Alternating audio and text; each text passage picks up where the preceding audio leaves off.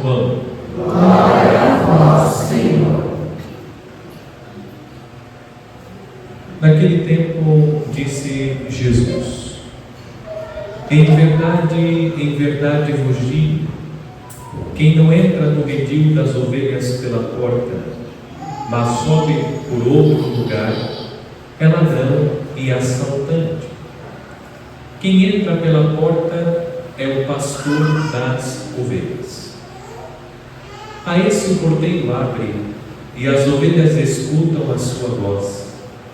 Ele chama as ovelhas pelo nome e as conduz para fora.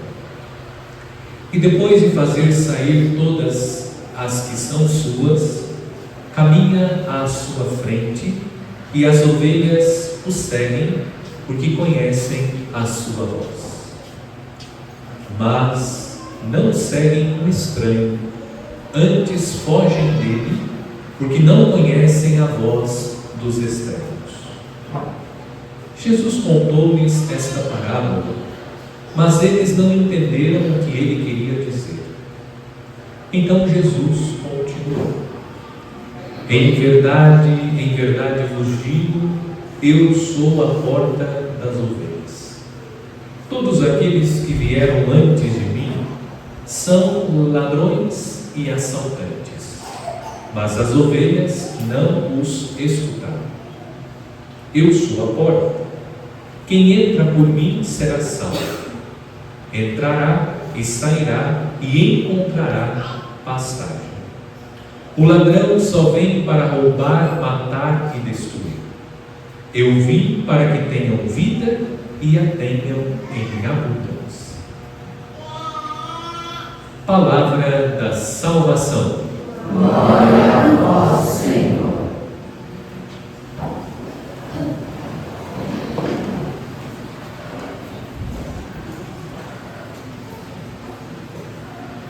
Prezados fiéis,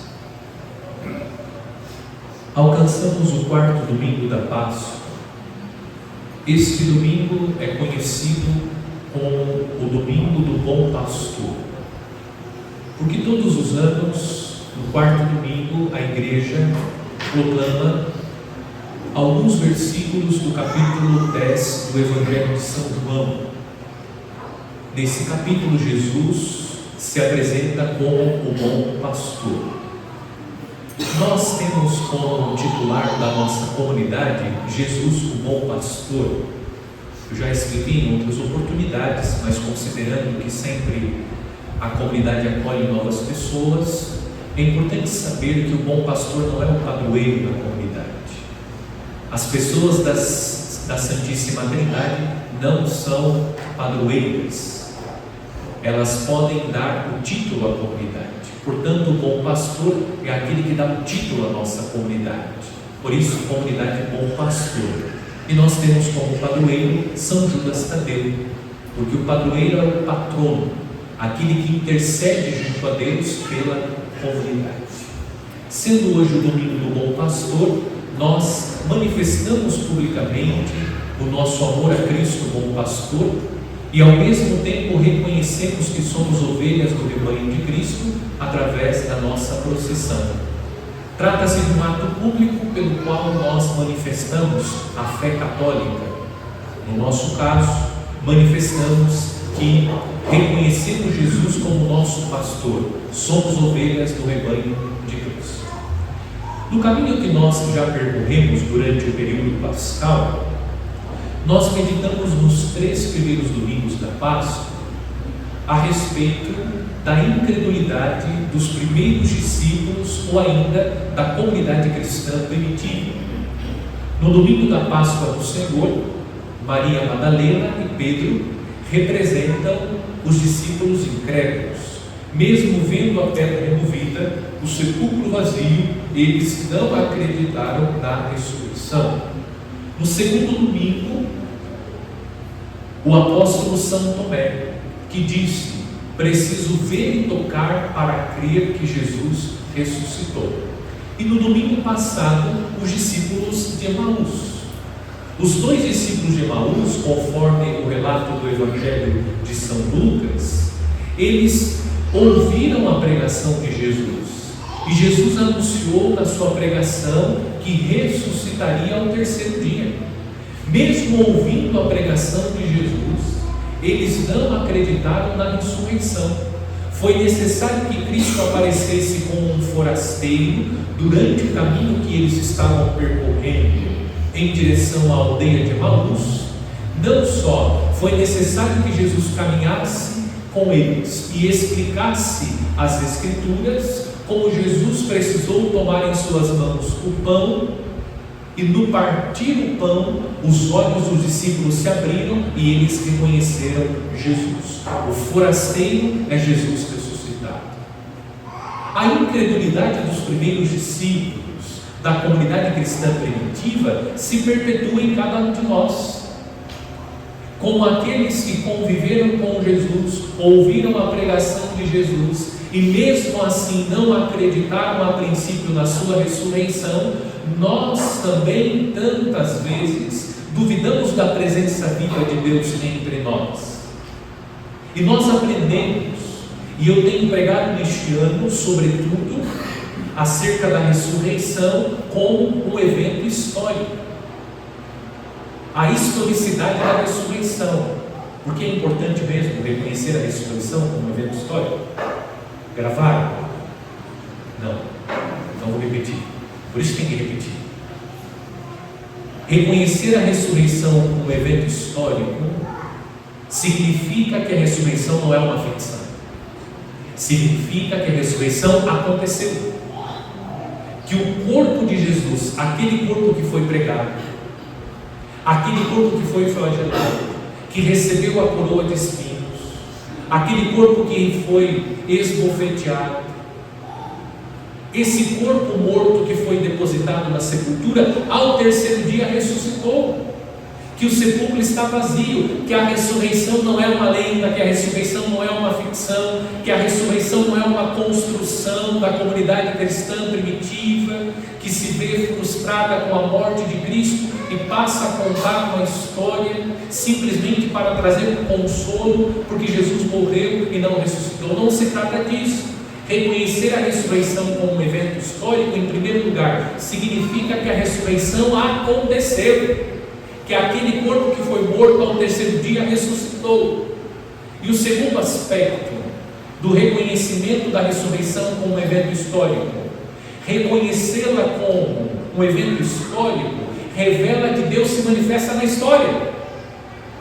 E eu tenho insistido, povo de cabeça dura, eu tenho insistido que nós precisamos olhar para a própria história, porque olhando para a própria história, nós vamos encontrar os sinais da presença do Cristo ressuscitado. Quando nós reconhecemos a historicidade da ressurreição, ao mesmo tempo nós reconhecemos que a história é o lugar da revelação de Deus, é o lugar da manifestação de Deus. Por isso, olhe para a sua história e veja, toque como Tomé, a presença de Cristo ressuscitado. Quantos sinais nós podemos testemunhar da presença viva e atuante de Deus na nossa história. E hoje, alcançando o quarto domingo da Páscoa, o domingo do Bom Pastor, nós olhamos para a nossa história, vemos os sinais da presença do Cristo vivo e atuante, e esses sinais da presença do Cristo vivo e atuante revela que Ele é o bom pastor, porque olhar os sinais da presença do ressuscitado é identificar, é reconhecer que Deus cuida de nós. É ou não é? Sim. Que Deus cuida de nós. E Jesus usa a imagem do Cristo bom pastor. Nós sabemos que profissionalmente Jesus não foi pastor. A profissão de Jesus não era pastor. Jesus aprendeu a profissão com seu pai adotivo. José era carpinteiro. Essa era a profissão de Jesus. Mas Jesus se apresenta como um bom pastor, revelando que Ele cuida de nós. Não só cuida de nós, como nós veremos o sentido profundo de reconhecer Jesus como pastor durante a homilia. Mas é importante, em primeiro lugar, que nós olhemos para a própria história e identifiquemos os sinais da presença do Cristo, bom pastor, que cuida de nós. Qual é o primeiro ensinamento que nós precisamos recolher da palavra de Deus neste domingo? Que nós somos ovelhas do rebanho de Cristo. E eu preguei no domingo de Ramos. Vamos fazer uma retrospectiva ao domingo de Ramos.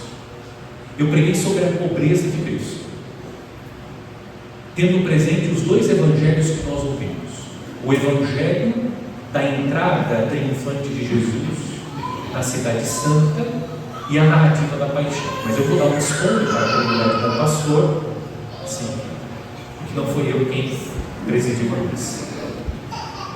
Nós olhamos o evangelho da entrada de Jesus triunfante em Jerusalém, e Jesus entra montado num jumentinho emprestado.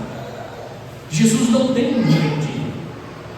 Nós também olhamos para o evangelho da narrativa da paixão e vemos que Jesus, ele não tinha uma casa própria para celebrar a última ceia com os seus discípulos. O que ele fez? Pediu que os seus discípulos emprestassem uma sala para que ele pudesse celebrar com os seus discípulos a última ceia.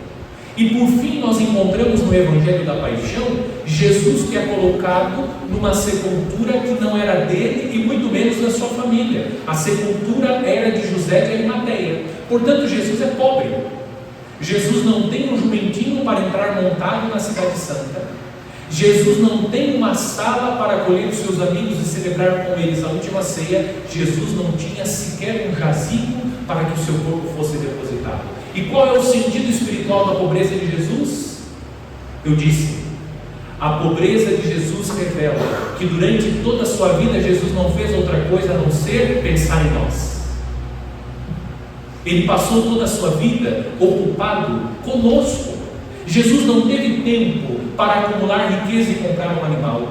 Jesus não teve tempo para acumular riqueza e comprar uma casa. Jesus não teve tempo de acumular riqueza e comprar um jazigo para que o seu corpo fosse sepultado, porque Jesus empregou todo o seu tempo no cumprimento do desígnio do Pai. Portanto, Jesus viveu toda a sua vida em função de nós, pela nossa salvação. E o ápice da entrega de Jesus em favor de nós se deu na cruz. Por isso nós reconhecemos Jesus como bom pastor. Agora sim, nós entramos no sentido mais profundo de reconhecer Jesus como bom pastor. O substrato do Evangelho, do capítulo 10 do Evangelho de São João, é a profecia de Ezequiel, capítulo 34, vale a pena ler. O profeta Ezequiel denuncia os falsos profetas. Quem são os falsos profetas? Os sacerdotes do Antigo Testamento. O que eles queriam com as ovelhas? Usá-las, tirar a lã, o leite, a carne. Eles exploravam as ovelhas. Essa é a comparação que o profeta faz. No Antigo Testamento, os sacerdotes estão explorando o povo, e Deus fez uma promessa através do profeta Ezequiel, que ele iria cuidar do povo até que chegasse o bom pastor. E o bom pastor chegou, é Jesus. Voltamos ao domingo de Ramos. Jesus viveu toda a sua vida em função de nós. Ele não pensou em si mesmo. Jesus não cuidou de si mesmo. Jesus se preocupou conosco. Por isso nós hoje reconhecemos que Jesus é um bom pastor. Sendo assim, você é uma ovelha amada, querida, estimada por Cristo, porque Ele viveu toda a sua vida, e Cristo continua pensando em nós, mesmo não merecendo ser lembrado por Cristo, porque nós não merecemos. Me desculpe incluir, mas nós não merecemos ser lembrados por Cristo. Mas mesmo não merecendo, Cristo lembra de nós. Cristo é o bom pastor, que está sempre à procura de cada um de nós, suas ovelhas. Olhemos para a imagem do Cristo bom pastor. Está nos braços do Cristo bom pastor a ovelha. Quem é essa ovelha? Essa ovelha é a ovelha perdida, e a ovelha perdida somos nós. Mas Cristo Jesus está sempre à nossa procura, sempre nos buscando, porque Ele é o bom pastor, e Ele não tem receio de se aproximar de nós. O texto da segunda leitura, a carta de São Pedro vai dizer: por suas feridas fostes curados. Jesus se deixa machucar, o bom pastor se deixa ferir para curar as nossas feridas. Jesus morre para que nós possamos receber a vida. Esse é o bom pastor, que se deixa ferir, machucar profundamente para curar as feridas que o pecado causou em nossa alma. Ele morre para comunicar a nós a vida. Nós somos ovelhas, essa é a mensagem, a primeira que nós tiramos da palavra de Deus. Nós somos ovelhas amadas do rebanho de Cristo. Somos ovelhas queridas do rebanho de Cristo. Cristo se deixa ferir, o bom pastor se deixa machucar para curar a ferida da ovelha perdida que somos nós, cada um de nós, feridos pelo pecado. Segunda mensagem, agora voltando mais precisamente ao texto. No Evangelho deste ano, o ano A, não aparece um versículo que Jesus diz explicitamente: eu sou o bom pastor. Aparece o versículo que descreve Jesus dizendo: eu sou a porta. Porta, inclusive, tem até uma conotação um pouco pejorativa para nós. Às vezes você xinga uma pessoa, não é um xingamento tão ofensivo, você diz sua porta. Quer dizer, você está desligado, presta atenção, não consegue entender sua porta, mas não é esse o contexto. Quando Jesus diz: eu sou a porta, o primeiro significado, vamos olhar para a porta e lembrar que a porta, ela estabelece o limite do acesso. A porta, ela determina o limite do acesso. O que você faz, sendo prudente, à noite, quando você e a sua família se recolhem para o descanso, você fecha a porta para proteger a sua família, os seus filhos, da cobra, do escorpião, da aranha, que pode entrar um bicho, ou mesmo um cachorro, e atacar o seu filho, a sua filha, você mesmo. Você fecha a porta. Nós também fechamos a porta para proteger a nossa casa, a nossa família de ladrões e assaltantes. Portanto, a porta, ela estabelece o limite do acesso, ela representa a proteção. Quando Jesus se apresenta como eu sou a porta, Jesus está dizendo que ele nos protege. E a proteção no Evangelho é sinônimo de salvação. Por que você quer proteger os seus filhos, a sua casa, a sua família, trancando a porta? Porque você quer preservar a vida, salvar a sua família de qualquer mal. Reconhecer que Jesus é a porta significa que Jesus é o nosso protetor, é o nosso defensor. Nós vamos ouvir em Pentecostes que o Espírito Santo é o outro paráclito, porque o primeiro paráclito, o primeiro defensor é Cristo Jesus. Portanto, reconhecer Jesus como a porta significa que Jesus é o nosso Salvador, o nosso protetor. Nós temos um Salvador e um protetor que é Cristo Jesus. Ele se apresenta como a porta para que nós não nos esqueçamos que a intenção de Jesus em relação a nós é a nossa salvação. Jesus não tem outra intenção em relação a nós a não ser a salvação. Como nós temos dificuldade de reconhecer que a intenção de Jesus em relação a nós é boa. Nós dizemos, Jesus é o bom pastor, mas quando Jesus nos chama, nós temos uma certa desconfiança de Jesus. Jesus não quer mão de obra barata. Jesus não é um mau pastor. Eu disse que o substrato do texto é o capítulo 34 do profeta Ezequiel. E o profeta anunciou que Deus iria enviar o bom pastor. O bom pastor é Cristo, que não explora. Cristo não quer nos explorar. Cristo quer nos proteger e nos salvar. Esse é o primeiro significado da porta. O segundo, a porta é lugar de passagem. Você tem a porta, você passa por ela. É um lugar de passagem. O que significa reconhecer Jesus como a porta? O texto diz que existe um redil. O redil é símbolo da igreja. E diz que o redil tem uma porta. As ovelhas são protegidas no redil. Redil, símbolo da igreja. Nós somos acolhidos como ovelhas da igreja e cuidados pelos pastores que em nome de Cristo nos pastoreiam. Mas também nós somos convidados a passar por Cristo. Quando a ovelha sai do redil, a ovelha é conduzida pelo pastor às pastagens verdejantes. À noite, elas são colocadas no retiro, protegidas dos lobos e dos ladrões. Depois, o pastor abre a porta para que elas passem e, conduzidas por ele, elas vão às pastagens verdejantes. Dizer que Jesus da porta significa que Jesus quer nos conduzir à vida eterna. Por que você desconfia tanto do texto do pastor?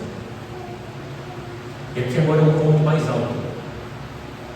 O Evangelho está nos convidando a ouvir a voz do bom pastor. Por que nós insistimos em resistir à voz do bom pastor? Se a intenção de Cristo é nos proteger e nos salvar e nos conduzir à vida eterna, por que nós ainda resistimos à voz do bom pastor? Quantas vezes nós ouvimos a voz de Deus? Quantas vezes Ele fala conosco? Não diga isso, não faça isso, não tenha esse comportamento, não faça essa escolha. O que nós fazemos? Ignoramos a voz do bom pastor. Nós ignoramos. O Evangelho é um convite para que nós reconheçamos Jesus como bom pastor, reconheçamos a nós mesmos como ovelhas do rebanho de Cristo, e o Evangelho é um convite para que nós deixemos de desconfiar do Senhor e passemos a reconhecê-lo efetivamente como um bom pastor. Porque quando nós reconhecemos Cristo como um bom pastor efetivamente, nós ouvimos, nós deixamos de ignorar a voz do bom pastor, porque nós reconhecemos que Ele é bom, e se Ele é bom, Ele quer oferecer a nós coisas que são boas, Ele quer nos oferecer a salvação. Por que resistimos tanto? Eu vou responder, porque nós somos cabeça dura. Nós já entramos na atmosfera de Pentecostes. Vamos celebrar Pentecostes, a solenidade que coroa o tempo pascal. Vamos pedir ao Espírito Santo que Ele possa nos convencer dessa verdade, que Cristo é o bom pastor. Mais do que dizer, que o Espírito Santo nos convença, Cristo é o bom pastor, para que nós passemos a ouvir a voz do bom pastor. E Ele fala. Quantas vezes Deus fala no nosso coração? Não faça isso, não proceda assim, não diga assim, fica em silêncio, espera, tem paciência, mas nós ignoramos e queremos fazer as coisas do nosso jeito. Decidimos ouvir a nós mesmos, ou ainda decidimos ouvir os falsos pastores. Eu não vou pregar sobre os falsos pastores, mas vou dizer apenas uma coisa sobre os falsos pastores. Como que nós conseguimos distinguir os falsos pastores ou os maus pastores dos bons pastores? É ouvindo a voz de Cristo como pastor. Quando é que nós escutamos os pastores? Quando na voz dos pastores nós encontramos a voz de Cristo. Se você ouvir um diácono, um padre, um bispo, o papa, ensinando, pregando, ou mesmo um pregador leigo, aquilo que Cristo não pregou, aquilo que a igreja não ensina e não ensinou, não escute. Falso pastor, falso profeta. Porque o verdadeiro pastor é Cristo Jesus. Nós somos apenas a expressão pelo sacramento da ordem, sobretudo os sacerdotes, expressão da presença do Cristo bom pastor entre nós. O que o padre faz? O padre visibiliza a presença do Cristo bom pastor. É isso. Por isso nós recebemos o sacramento da ordem, para tornar visível o Cristo bom pastor no meio da comunidade. Mas quem nos pastoreia é Cristo. Se o meu pastoreio não reverbera o pastoreio de Cristo, não escutem aquilo que eu ensino, não ouçam aquilo que eu prego, porque quem tem que ser ouvido é Cristo bom pastor. Esse é o critério fundamental. Vamos pedir ao Espírito Santo que Ele nos convença que Cristo é o bom pastor. Vamos rezar. Hoje é o Dia Mundial de Oração pelas Vocações Sacerdotais, para que Deus suscite bons e santos pastores, que possam ser entre nós, no meio de nós, expressão do pastoreio de Cristo Jesus, que é o verdadeiro bom pastor.